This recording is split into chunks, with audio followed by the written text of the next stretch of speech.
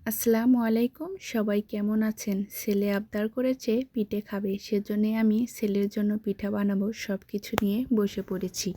আজকে বানাবো তেলের পিঠা। এখানে শুধু ময়দার আটাই নিয়েছি, আমি চালের আটা দিইনি। চালের আটা দিলে পিঠে একটু শক্ত হবে, ছেলে আমার খেতে পারবে না, সেজন্য শুধু ময়দার আটা দিয়ে পিঠা বানাবো। আর অনেক আপুদেরই পিঠা একদম পারফেক্ট হয় না। অবশ্যই আমার ভিডিওটা দেখবেন, এইরকম করে একদিন বাড়িতে বানিয়ে খাবেন, একদম পিঠা পারফেক্ট হবে। এখানে ময়দার আটার উপরে আমি পরিমাপ মতো চিনি দিয়ে নিলাম। আমার যেরকম আমি মিষ্টি খেতে পছন্দ করি সেই ভাব করে আমি চিনি দিয়ে নিলাম। আপনারা যেরকম খাবেন মিষ্টি সেই রকম করে চিনি দিতে পারেন। এখানে পরিমাপ মতো আমি পানি দিয়ে দিলাম। এখানে যে পানি আপনারা সবসময় খান নর্মাল পানি, সেই পানিটাই দিয়ে দিলাম। এখানে গরম পানি আমি দিইনি। অনেকে হয়তো বলেন এখানে গরম পানি দেওয়া লাগবে না, এখানে শুধু আমি ময়দার আটার পিঠা বানাচ্ছি, সেজন্য আমি গরম পানিটা দিইনি, শুধু ঠান্ডা পানিটাই দিয়ে দিলাম। আর এখানে আমি পরিমাপ মতো বেকিং সোডা দিয়ে দিলাম। আপনারা চাইলে দিতে পারেন, না হলে এটা স্কিপ করতে পারেন।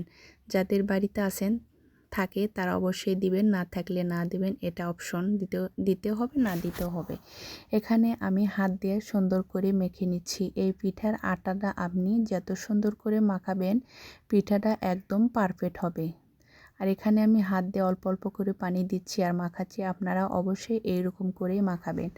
এখানে আমি কয়েকটা বাদাম দিয়ে দিলাম, আর এই বাদামটা আমার বাড়িতে খুবই অল্প ছিল, সেটাই দিয়ে দিলাম।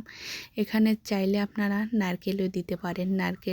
নারকেল বাদাম এগুলো দিলে আসলে পিঠাটা খেতে বেশ ভালো লাগে।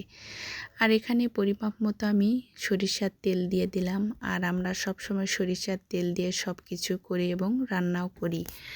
এখানে আমি কিছুটা আটা দিয়েছিলাম, সেজন্য এই পিঠা দেখছেন একদম ইঁদুরের মতো হয়েছে। আর এই পিঠা দেখে যে আমার ছেলে এত খুশি হবে আমি তো কখনো ভাবিনি।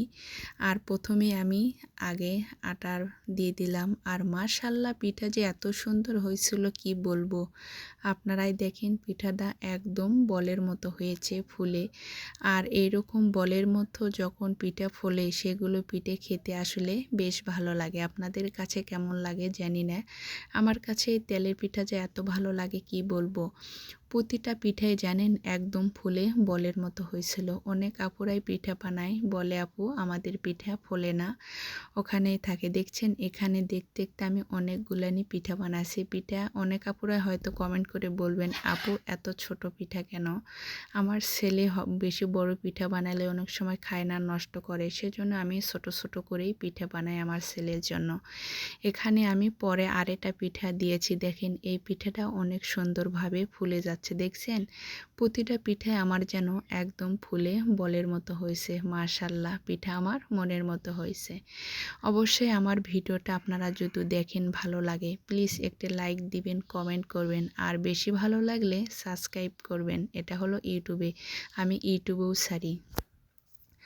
আর ভিডিওটা ভালো লাগলে শেয়ার দিতে একদম ভুলবেন না। আপনার একটা শেয়ারে অনেক আপুরা এই পিঠা দেখবে।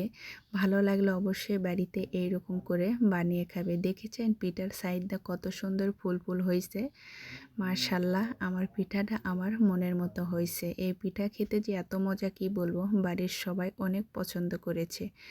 দেখতে দেখতে পিঠা আমার বানান একদম শেষের পর্যায়ে চলে এসেছে। আমি আর পিঠা বানাবো না, অন্য পিঠা বানাবো, সেগুলো পিঠাও আপনাদেরকে দেখাবো কালকের ভিডিও।